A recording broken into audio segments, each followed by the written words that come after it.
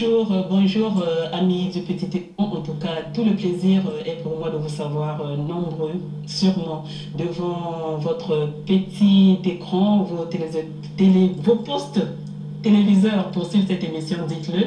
Et aujourd'hui, une fois de plus, nous revenons avec le pasteur Moshe Barnabas, qui d'ailleurs, quand il est à Brazzaville, pense toujours à venir à la télévision nationale congolaise pour édifier le peuple de Dieu. Et aujourd'hui, on va parler de la parole de Dieu, tout simplement. Et pourquoi? Parce que le pasteur Moshe Barnabas nous a dit en coulisses que nombreux sont les hommes de Dieu qui ne respectent pas la parole de Dieu, qui ne mettent pas en pratique la parole biblique. Donc aujourd'hui, on va parler que de la Bible et de la parole de Dieu. Mais alors aujourd'hui, le téléphone ne sera pas ouvert, c'est une émission enregistrée par rapport aux contraintes professionnelles. Donc nous avons pensé enregistrer cette émission et par rapport également au programme du pasteur qui doit nous quitter dans quelques heures. Alors, pasteur, bonjour. Bonjour. En tout cas, c'est un plaisir de vous recevoir tout le temps. Quand vous êtes à Brazza, vous pensez toujours à venir à la télévision nationale congolaise. Et d'ailleurs, quand vous êtes arrivé, c'est tout le monde qui est venu. Pasteur, bonjour, bonjour, bonjour. Et vous faites partie, quand vous faites partie de l'équipe de Télé Congo déjà. Et ça vous fait quoi quand tout le monde vient comme ça vous saluer? Oui, ça me fait du bien de voir que la persévérance paye. Oui. Quand on a à cœur quelque chose, on a à cœur le Congo, l'Afrique centrale, on travaille, même si au début c'est difficile. Oui. Et en fait, ces gens-là sont des magiciens et quand ils donnent de tels ordres, ils veulent tester leur puissance. Est-ce qu'ils ont suffisamment de puissance pour en arriver à faire manger de l'herbe à quelqu'un? Juste à ce niveau-là, alors, tester des choses quand même plus viables. Tout ça parce que les gens ne lisent pas la parole. C'est pourquoi je veux insister sur la lecture de la Bible. On ne peut pas suivre des gens comme ça. Mais, pasteur, puisque ce sont des hommes, peut-être entre parenthèses, si je peux m'exprimer ainsi, des hommes de Dieu qui font ce genre de choses, est-ce qu'il faut dire que nombreux sont donc ces hommes de Dieu qui ne sont pas passés peut-être par des écoles théologiques, qui ne connaissent pas réellement ce que c'est que la parole de Dieu? Non, ce n'est pas vraiment la raison réelle. La vraie raison, c'est le cœur. Quand on a des mauvaises motivations, on finit dans ces choses-là. Mais quand on a des bonnes motivations, même si au début on commence dans l'erreur, Dieu qui voit nos cœurs, il va nous redresser toujours d'une manière ou d'une autre. Parce qu'on voit bien d'écoles théologiques qui, lorsque l'on entre dans ces écoles, on entre bien, on sort parfois homosexuel, on sort parfois aussi mauvais. Ce n'est pas l'école théologique qui va garantir la droiture, c'est plus la bonté de cœur, la pureté de cœur qui va faire que Dieu te conduise dans toute la vérité. Alors, mais vous, en tant que vous êtes pasteur, et vous-même, vous êtes passé par une école? Moi, je ne suis pas passé par une école officielle, hein, mais je suis passé par les enseignements qu'on apprend lorsqu'on est dans une église, lorsqu'on est dans un groupe chrétien.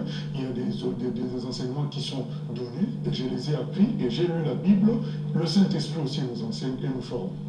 Alors, cet exemple que vous avez pris, c'est un exemple parmi tout autre. Parmi tant. Il y en a beaucoup. Un exemple qui se trouve sur YouTube comme ça. Dans YouTube, sur le média social, on peut écrire, on peut répondre et tout. Est-ce que vous avez essayé de rentrer en contact avec ce pasteur-là dans le cadre d'édifier et non, c'est pas ce pasteur-là qui avait mis en ligne. C'était un signe de vulgarisation qui avait mis ça en ligne. Si c'était ces gens-là... C'est pour dénoncer qu'on avait mis ça? C'était pour dénoncer qu'on avait mis ça. C'est un site qui n'est pas chrétien.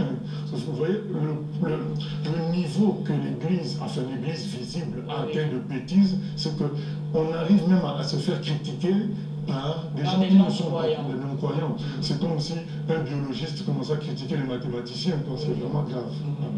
Mais alors, lorsque vous voyez cela, c'est vrai, vous passez aussi dans les médias pour essayer d'attirer l'attention de Dieu, les autres qui ne sont pas encore dans cette perdition-là, et des adeptes de ceux-là qui croient en Dieu. Mais vous, dans votre église, est-ce que vous enseignez vraiment la parole de Dieu comme telle? On n'utilise que la Bible et on a des séances d'études bibliques avec questions et réponses parce que nous ne voulons pas que les gens suivent le pasteur bêtement. Il faut qu'ils vérifient eux-mêmes si ce que le pasteur dit est conforme aux Écritures. C'est ce que faisait Chrétien de Béret dans Actes des Apôtres au chapitre 17. il est dit que quand Paul prêchait, eux-mêmes ils vérifiaient si c'était conforme aux Écritures. Aujourd'hui, le peuple d'aujourd'hui ne vérifie pas. Le pasteur a dit une chose, parce que le pasteur a impressionné un jour, parce qu'il a prié pour qu'elle a été guérie, il a prophétisé quelque chose qui s'est réalisé. Depuis ce jour-là, on doit croire bêtement ce pasteur-là. Mais non. Donc, vous connaissez ce qu'on appelle horoscope, parfois ça peut marcher. On dit qu'il va pleuvoir aujourd'hui et ça pleut. Donc ça veut dire que tout ce qui est dit par la suite doit être cru. Non, c'est ce qui se passe. Les gens sont un peu manipulés à cause des faux miracles et après ils suivent les hommes de Dieu, les hommes plutôt bêtement. Mais d'après vous, pasteur, pourquoi l'homme, est-ce que c'est dans la nature de l'homme de voir d'abord quelque chose d'impressionnant, quelque chose de marquant, miracle, quelque chose de très fort pour croire en Dieu? C'est dans la nature même de l'homme, c'est ça? C'est dans la nature de l'homme de chercher l'extraordinaire. En fait, il veut être comme Dieu et il cherche l'extraordinaire. Donc celui qui va donner l'extraordinaire, il le suit. Or, Dieu ne se manifeste pas que dans l'extraordinaire, il se manifeste dans la simplicité. Il a envoyé son Jésus qui nous ressemblait à nous tous, qui n'avait pas de beauté ni tout. Il était simple. Et l'homme n'aime pas cette simplicité-là. Il veut l'extraordinaire, il veut la divination. Donc, il veut prendre la place de Dieu. Et il se fait piéger malheureusement par Satan. Nombreux se font piéger. Dans la dernière émission, si ma mémoire ne me trompe pas, vous avez dit aux téléspectateurs, vous avez épinglé des petites choses comme ça qu'on peut reconnaître là où vous priez, qui peuvent démontrer à suffisance que l'on est dans le faux, dans le bien ou dans le faux. Est-ce que vous pouvez revenir? Parce que je me rappelle, c'était tout juste à la fin de l'émission, et comme la télévision c'est l'heure, on disait, mais pasteur, bientôt on va arriver à la fin de l'émission. Mais est-ce que vous pouvez revenir à ces choses-là qui, lorsque par exemple c'est ceci, pensez que non, ça peut ne pas être vrai? Voilà, dans une église où on présente un homme comme une sorte de deuxième Jésus, il peut être un pasteur, il peut être un homme qui a fondé l'église il y a 2 siècles ou 3 siècles. Mais quand on parle de lui, on parle de lui comme si c'était un autre Jésus, comme un autre sauveur. Considérer que cette église-là... Aussi, on appelle cet homme-là Dieu aussi, ou parfois Dieu. Ah oui, parce qu'on a vu cela, hein? Au lieu de dire le pasteur Moshe, on dit Nzambé un tel. Voilà, donc aujourd'hui... Là, on est déjà dans le faux? On est déjà dans le faux. On doit parler de Dieu d'Abraham, d'Isaac, de Jacob. Voilà le nom, il dit, voilà mon nom. Dans Exode chapitre 3, il dit, mon nom c'est le Dieu d'Abraham, d'Isaac et de Jacob. Tandis le Dieu de Moshe, on ne sait pas si Moshe va mal finir. Si aujourd'hui, moi, je finis mal, tu dis le Dieu de Moshe, donc ça devient Satan. Que tu vas prier Satan, si moi j'ai fini avec Satan. On ne sait pas. Donc, il vaut mieux parler des gens qui ont bien fini, donc on connaît dans la Bible, Dieu d'Abraham, d'Isaac et de Jacob, c'est comme ça que Dieu lui-même se présente. Si vous êtes dans une église, on utilise des éléments naturels pour guérir ou pour délivrer. L'huile, certaines tisanes, des mouchoirs, tout ça c'est faux parce qu'il est écrit que c'est au nom de Jésus qu'on obtient les délivrances et les guérisons. Ce ne sont pas ces choses-là. Donc, alors, dans ces églises où on fait des séances de massage, par exemple, on en voit dans beaucoup d'églises ici où vous partez, vous avez un mal qu'on peut vous guérir par de l'huile bénite ou de l'eau bénite.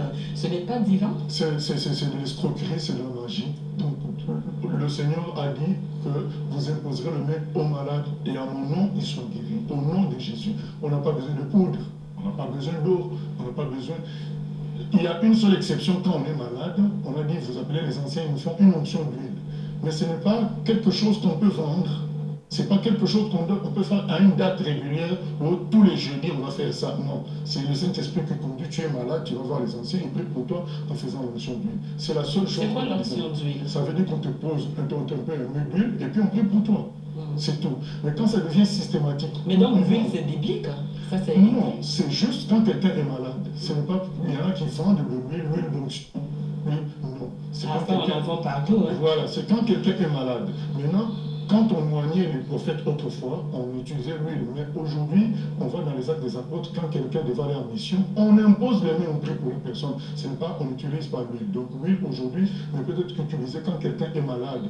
Et quand le Saint-Esprit conduit, ce n'est pas systématique. Et quand on est dans une église où on a une sorte de deuxième livre à part la Bible, on va appeler ça le message ou je ne sais quoi, cette église-là est dans le faux. Il n'y a que la Bible qui est le message de Dieu. qu'on ne peut retrancher ni ajouter. Donc c'est seulement la Bible. Quand on est dans une église où on nous demande l'argent pour tout et pour rien, c'est dans le faux. Parce que Jésus a dit, vous avez reçu gratuitement, vous donnez gratuitement. Mais alors, les dîmes, ça devrait être donné régulièrement. On donne librement. Les offrandes. On donne les offrandes selon la conviction du Saint-Esprit.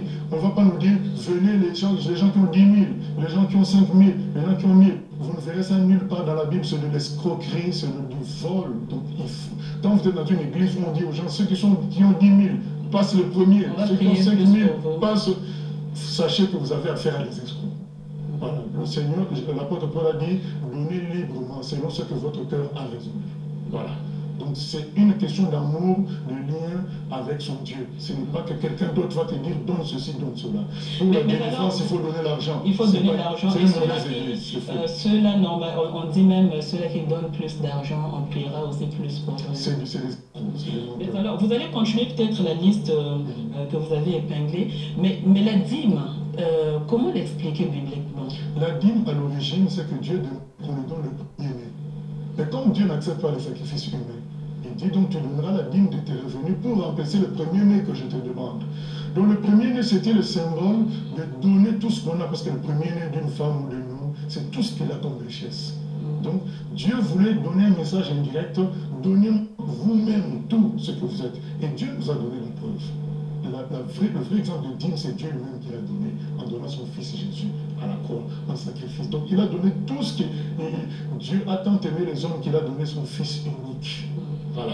Et c'est-à-dire concrètement, si on peut, pour les téléspectateurs qui nous suivent à présent, la dîme, donc il fallait donner tout ce que l'on a reçu la première fois. Aujourd'hui, on est dans le spirituel. Autrefois, les enfants d'Israël étaient dans le physique.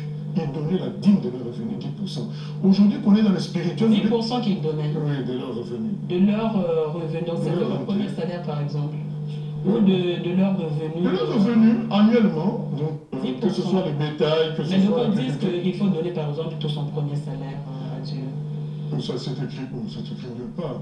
Aujourd'hui, nous, tout ce que nous avons est à Dieu. Si on est chrétien. Tout ce que tu es, c'est à Dieu. Maintenant, dans ta relation d'amour avec Dieu, tu donneras en fonction de cette relation.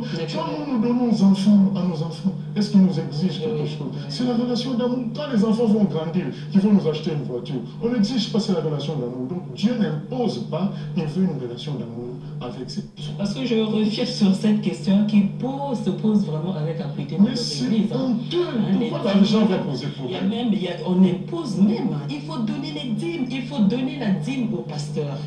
Et c'est même imposé. Et en plus, ce qui se passe aujourd'hui, c'est que c'est le pasteur qui met ça dans la poche. Donc, au lieu même que ce soit géré par l'église, c'est lui qui prend ça. On dit les offrandes, c'est pour l'église. La dîme, c'est pour le pasteur. C'est écrit où? La dîme, c'était pour les sacrificateurs. Ils mettaient ça dans une caisse qu'on appelait le trésor. Et ils se répartissaient ça pour leurs besoins à eux tous. Mais aujourd'hui, c'est le pasteur seul qui prend ça. Or, dans l'église, il n'y a pas que le pasteur qui travaille. Il y a la personne qui balaye, qui travaille. Il y a la personne qui chante, qui travaille. Il y a plein de gens qui travaillent. Ce sont des sacrificateurs, ce sont des lévites. Pourquoi le pasteur va prendre ça tout seul? Voilà, déjà, et ça, c'est un grave problème. Mais en plus, dans le Nouveau Testament, il n'est plus question de dîme, il est question de femme volontaire. Parce qu'on a compris ce que le cœur t'en dit. Voilà. Et moi, je sais que... Aujourd'hui, je suis contente. Il y a un Américain qui donnait même 90% de son salaire. Mon Dieu m'a béni, j'ai tant, je dois donner aussi. Voilà. Et lorsque vous donnez chez le pasteur, vous donnez des offrandes. Vous pouvez donner anonymement comme ça, vous avez mis dans... On doit toujours donner anonymement. On ne doit pas savoir qui a donné. Le Seigneur Jésus a dit, ce que donne une main, l'autre main doit ne pas savoir. Ça, on voit dans nos églises, c'est même écrit, le nom est écrit. Ça, c'est pour contrôler, qu'on sache qui est riche, et puis on va te suivre à la maison après. Voilà. Mais ce n'est pas interdit d'aider un frère, que ce soit le pasteur, voilà. Ce n'est pas interdit parce que c'est écrit que celui qui est enseigné fasse partager ses biens avec celui qui l'enseigne. C'est pas interdit. Vous, dans votre église, vous ne demandez pas? On demande pas, on prêche la parole, et chacun, en lisant la parole, sait qu'il doit donner pour son Dieu. Voilà. On ne peut pas dire aux gens donner. Non, on ne peut pas. Autre chose encore, pasteur. Bon, on est resté vraiment sur ça parce que on en voit à la télévision donner $10, $100. Parce que les gens ne lisent pas la parole de 50 000 francs, Ils 100 ne lisent 000 pas la francs. Bible, ils se font escroquer comme ça. Et les gens donnent. Et leurs problèmes ne finissent pas. Ah oui. Voilà. Et ils continuent à donner. C'est comme quand quelqu'un est habitué à voir les voyants. Il va là-bas, toute sa vie, il va voir ce voyant-là. Mais il comprend, mais comment se fait-il que toute ma vie, je vois ce voyant? Oh, Jésus a dit une chose, celui qui mange de mon pain, il sera rassasié. Donc Jésus, c'est le terminus. Quand tu l'as, tout est fait, une fois pour toutes. C'est-à-dire, quand vous mangez de mon pain, tout est accompli dans votre vie. Tout est accompli dans votre vie. C'est-à-dire, c'est quoi? C'est-à-dire que tu n'as pas... Quand vous avez accepté Jésus-Christ dans votre vie, quand on a accepté Jésus, vous êtes béni. il s'occupe de nous en tout. Et c'est dans la Mais il y a des relation gens qui ont accepté Jésus-Christ dans leur vie qui ne sont pas bénis, parce qu'ils ne suivent pas la parole qui de Dieu. croupissent dans la misère. D'où mon intervention. Qu'ils reviennent à la Bible, ils verront la gloire de Dieu. Qu'ils reviennent à la Bible. Il y a des gens qui sont à l'église tous les jours. Oui, mais ils suivent les hommes, ils suivent les mouvements, ils suivent une église parce qu'elle est grande, parce qu'il y a beaucoup de gens, ou parce que le pasteur a fait un miracle, mais souvent c'est des faux miracles. Mais voilà, et après ils vont dire que Dieu nous a abandonnés. C'est pas Dieu, c'est vous qui périssez parce que vous refusez de lire la Bible. Il y avait une question, pasteur. Bon, je ne sais pas si vous avez déjà cité ce que vous voulez comme éveiller la conscience du peuple de Dieu, de reconnaître. Comment vous appelez ça dans l'Église? Être éveillé. Comment il y a une phrase qu'on utilise, peut-être ça va me revenir avant cette émission. Vous voulez éveiller la conscience. Que les chrétiens se réveillent et reviennent à la Bible. Reviennent à la Bible. Oui. On n'est pas contre qu'il y ait des pasteurs, la Bible en parle. Il n'y a pas de souci. Mais on doit suivre les pasteurs en suivant d'abord en priorité la Bible. Donc un pasteur qui ne suit pas la Bible, on s'écarte de lui. C'est un faux. Alors, on m'a dit, avant cette émission, c'est une église ici. Ils ont alors hôtel, c'est l'hôtel qu'on appelle dans nos églises. C'est eux qui appellent ça hôtel. C'est pas un hôtel. Un hôtel, c'est un endroit où on fait des sacrifices. Est-ce qu'on donc c'est des satanistes, donc dans cet hôtel-là, ils doivent faire dans la sorcellerie des sacrifices la nuit. Et donc dans les églises, il ne devrait pas y avoir des hôtels. Non, mais c'est pas un hôtel, c'est un endroit où on va tuer un animal pour faire des sacrifices. Pasteur, mais dans toutes les églises, il y a des hôtels. Vous dire que hôtels. c'est des sorciers, parce que ils doivent faire des sacrifices la nuit. Chez vous, il n'y a pas d'hôtel. Non, c'est un pupitre que tu utilises pour poser ta Bible, comme j'ai posé ma Bible là. C'est un pupitre, je pose ma Bible, c'est une chaîne, je pose ma Bible. Mais en tout Après cas, ça, hôtel, ça veut dire que vous faites des sacrifices. Donc vous êtes magicien. Puisqu'aujourd'hui, le sacrifice de Jésus, c'est le seul sacrifice qui a été fait sanglant. Un sacrifice sanglant, c'est le seul qui a été fait. Aujourd'hui, nos sacrifices, c'est quoi? C'est nos prières, c'est notre façon de vivre avec Dieu. On se donne à lui, c'est ça le sacrifice. Il n'y a pas autre chose, un endroit où on va pasteur, sacrifier. là où vous êtes, bon, là où vous êtes souvent, vous prêchez à l'église Bethléem à Ça Rouen. s'appelle chair, c'est une pièce de bois Oui. qu'on utilise pour poser ses documents et lire. Ok. Ça sert à ça. C'est comme ça que ça se passe dans l'église Bethléem. Oui, et parfois on enlève ça. Donc ça dépend. Je rappelle que le pasteur Moshe Barnabas fait partie de l'église Bethléem, basée à Rouen, en France. Et un jour, on viendra voir là-bas comment ça se passe. Là où vous êtes, vous prêchez avec toute, comment on appelle ça? C'est une équipe de votre église, comment vous appelez ça? Les autres s'assoient où? Parce que généralement, dans les églises, on voit le pasteur qui est là. Sur un trône. Sur un trône. C'est un escroc. Parce qu'il y a un seul trône, c'est le trône de Dieu. Comment un homme peut mettre un trône et généralement, il y a les autres. Après, il y a les ministres qui sont. Les ministres, les diacres. Ils sont jaloux des politiciens, ils veulent imiter les politiciens, être président, avoir. Ça, c'est les gens du monde, il faut les laisser dans leur truc. Nous, c'est la simplicité en Jésus-Christ. La personne va juste devant pour nous apporter la parole. Sinon, nous tous, nous sommes sur les mêmes chaises. Voilà, dans l'assemblée. Tout le monde au même niveau devant Dieu. En tout cas, il a dit, le pasteur, tous ceux-là qui ont des hôtels. Oh, mais dommage que l'émission d'aujourd'hui n'est pas à téléphone ouvert, sinon peut-être on allait avoir beaucoup de réactions. Mais ce n'est qu'une partie. Ce n'est qu'une partie remise. L'hôtel, ça sert pour faire des sacrifices. Prendre votre dictionnaire, lisez le mot hôtel, on va vous dire c'est une sorte de table, une sorte d'objet qui sert à poser le sacrifice à faire.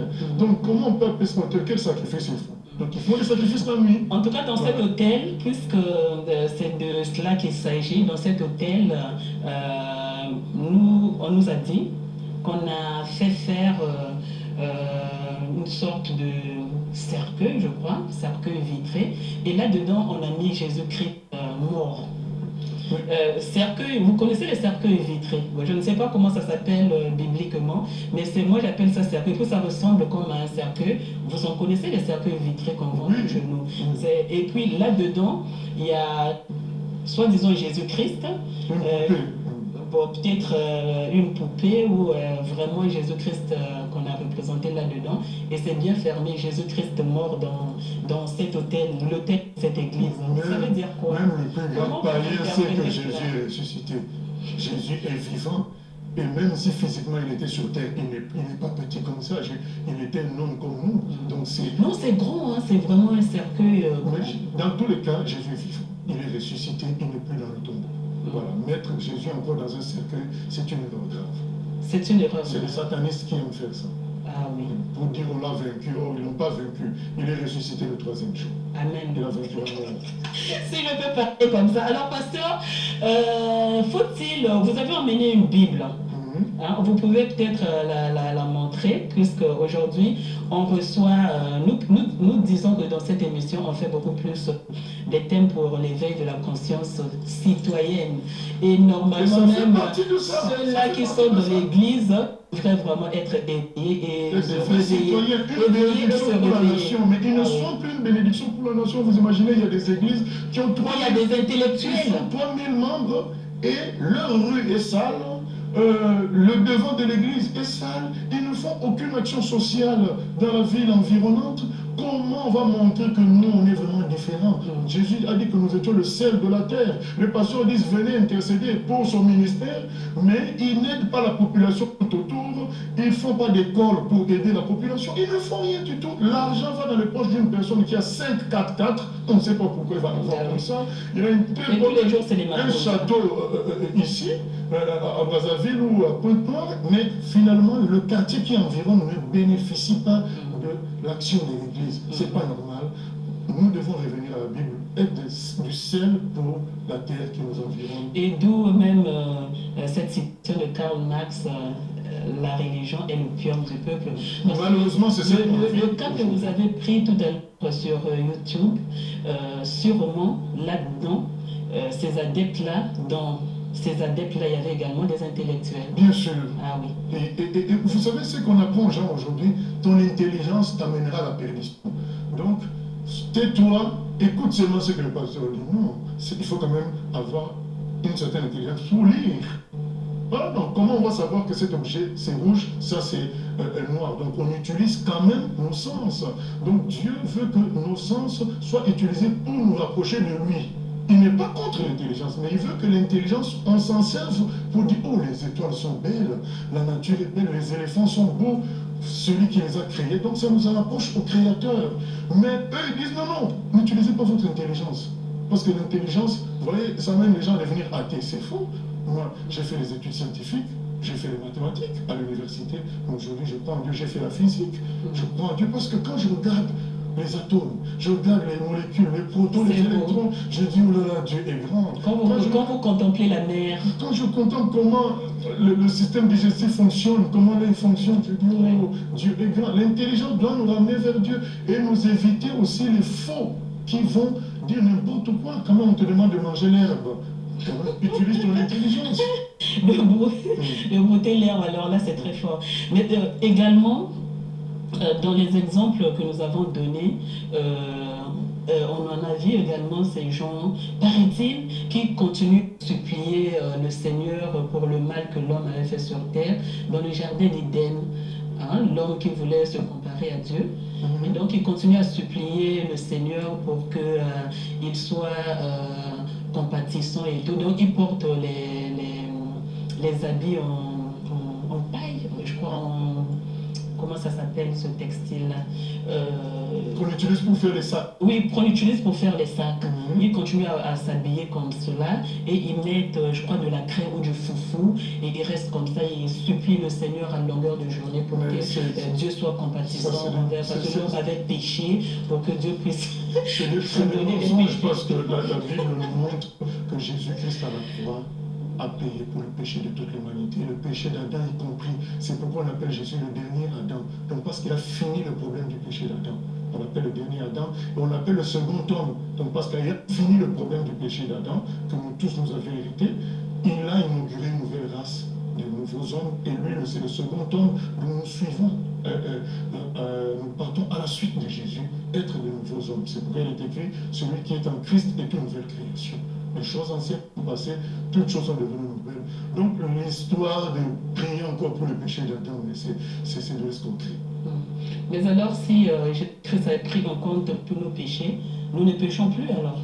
Nous péchons encore parfois. Pourquoi tous les jours on demande pardon à Dieu, pardon Il ne faut pas demander pardon n'importe comment. Il faut demander pardon pour le péché qu'on a commis.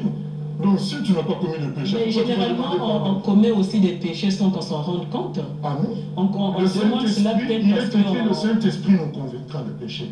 Donc si nous on ne s'est pas rendu compte, le Saint-Esprit nous dira. Donc on doit faire confiance en Dieu. Dans Jean 16, 8, c'est écrit, le Saint-Esprit convaincra le monde de péché, de justice et de jugement.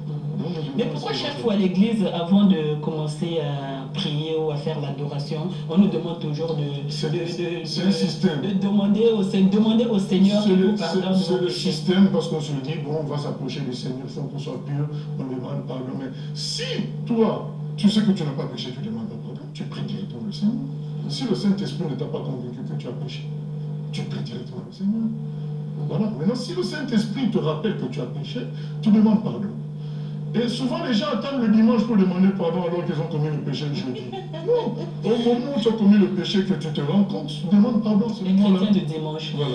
Mais alors, pasteur, vous, je voulais revenir sur la Bible tout à l'heure et d'autres questions trottées dans ma tête. Vous avez emmené cette Bible.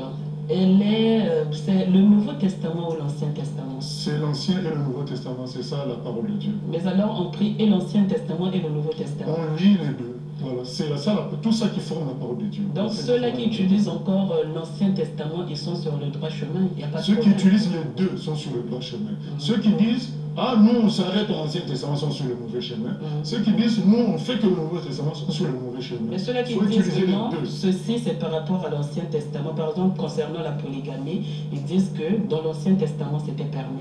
C'était toléré, c'était pas permis. C'était toléré. Non, c'était toléré. Quelque chose qui est toléré, c'est pas quelque chose qui est permis. Je vais vous donner un exemple. En France, normalement, celui qui a une moto doit se comporter comme si c'était une voiture. Mais on tolère quand même qu'il passe entre les voitures alors qu'une voiture ne peut pas faire ça. C'est une tolérance, ce n'est pas une permission.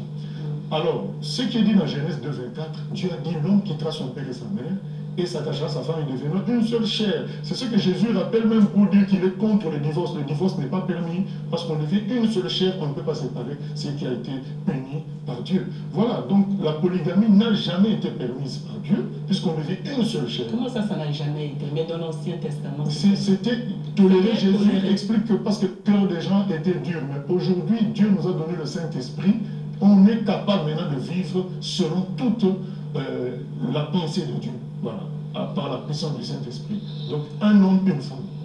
Ok, pasteur. En tout cas, c'est le pasteur Barnabas qui le dit d'après la Bible. Non, d'après la Bible, Genèse 2,24, j'ai donné les références. Ok. C'est le pasteur Barnabas. On voulait bien que l'émission soit à téléphone ouvert comme d'habitude. Mais pasteur, vous revenez quand? Vous partez demain, mercredi? Oui. Cette émission sera rediffusée samedi. Vous revenez quand, pasteur? Dans quelques mois. On reviendra sur cette émission et on voudrait vraiment prendre les interventions des téléspectateurs et c'est plus direct, c'est plus vivant également. Ce n'est qu'une partie remise, comme je l'ai dit tantôt. Pasteur, Ancien Testament, voilà, peut-être on fera même toute une émission sur ça prochainement, pourquoi pas. Mais d'après la Bible, nous en voyons également les chansons religieuses, les paroles, parfois on se demande si c'est biblique. J'ai suivi une chanson comme ça, les Bomanaïs, où on dansait comme si c'était des fous et tout. Et ils ont dit qu'ils ont pris l'exemple de David. David, quand il glorifiait le Seigneur, il paraît même sa ceinture était déchirée et tout, il était tellement heureux. Alors, lorsque vous écoutez beaucoup de paroles bibliques et même les danses, qu'est-ce